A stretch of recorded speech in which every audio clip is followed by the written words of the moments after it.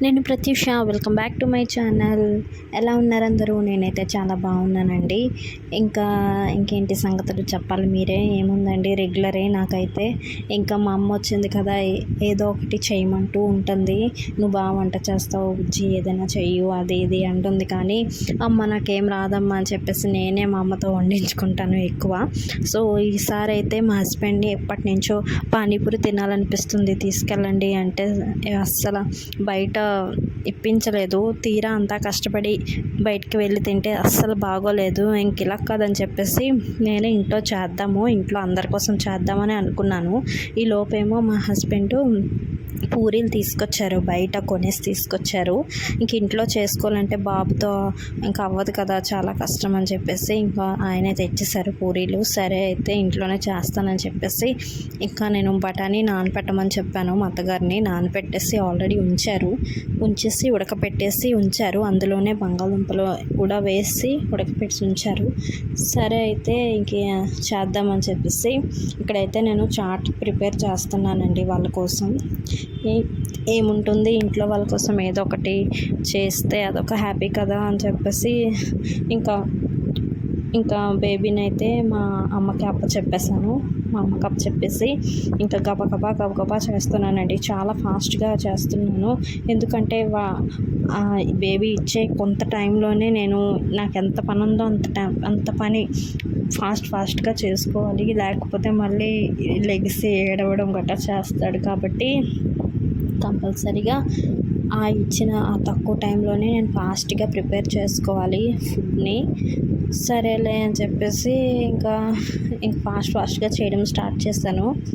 ఏదైనా చెయ్యాలి కాబట్టి ఇంట్లో పెద్దవాళ్ళ మీదే బేస్ అవ్వకుండా మన పనులు కూడా మనం చేసుకుంటే హ్యాపీ కదా. అయినా మనకు నచ్చినట్టు వాళ్ళు అన్నిసార్లు వండలేరు కాబట్టి వాళ్ళని ఎందుకు ఇబ్బంది పెట్టడం, అలా చేయని చెప్పేసి నేనే నా వంట చేసుకుంటున్నాను ఆల్మోస్ట్. లేడీస్కి అయితే చాలా పెద్ద టాస్క్ అండి. ఇంట్లో పనులు చేసుకుంటూ మళ్ళీ బేబీని చూసుకుంటూ ఇంకా పర్సనల్ పనులు అవి చాలా ఉంటాయి కదా, అన్నీ చూసుకోవడం అంటే చాలా ఒక పెద్ద టాస్కే. నిజంగా లేడీస్ అందరికీ హ్యాట్స్ ఆఫ్ చెప్పాలి, చాలా బాగా హ్యాండిల్ చేస్తున్నారు. నిజంగా నాకు బేబీ పుట్టిన తర్వాత నాకైతే తెలిసింది ఇంత హార్డ్ వర్క్ ఉంటుంది, లేడీస్ ఇంత హార్డ్ వర్క్ చేస్తారని చెప్పేసి. ఇంకా బేబీ పుట్టకముందు అయితే రెగ్యులర్ లైఫ్, ఇంకా మన పర్సనల్ చదువులను ఇవన్నీ సంథింగ్ ఏదో ఒక పనులు ఉంటుంది కదా, అవే చేసుకోవడం, ఇంకా పీస్ఫుల్గా ఉండడం. సో ఇప్పుడైతే బేబీ వచ్చిన తర్వాత ఏంటంటే ఇంకా 1 మినిట్ కూడా చాలా వాల్యుబుల్ అనుకుని చేసుకోవాలి పనులు. 1 మినిట్ కూడా వేస్ట్ చేయకూడదు అనిపిస్తుంది. నేనైతే బేబీ పుట్టకముందు బిజీగానే ఉండేదాన్ని, బేబీ పుట్టిన తర్వాత కూడా బిజీయే. నాకైతే ఎప్పుడూ ఖాళీ ఉండదు, ఎందుకంటే ఏదో ఒక వర్క్ ఉంటుంది. అది ఏ వర్క్ అయినా సరే కంపల్సరీగా మన పనులు మనమే చేసుకోవాలి కాబట్టి తప్పదు. ఇక నేను వేరే స్టేట్లో ఉన్నాం కాబట్టి ఈ పని, ఇంకా ఆంధ్రాలో ఉంటే మాత్రం మన మదర్ టంగ్ అక్కడే కాబట్టి ఇంకా అంతకన్నా ఎక్కువ పనులు ఉంటాయి. ఏవైనా సరే లేడీస్కి చేయక తప్పదు, లేడీస్కి చాలా పెద్ద టాస్క్ అంతే.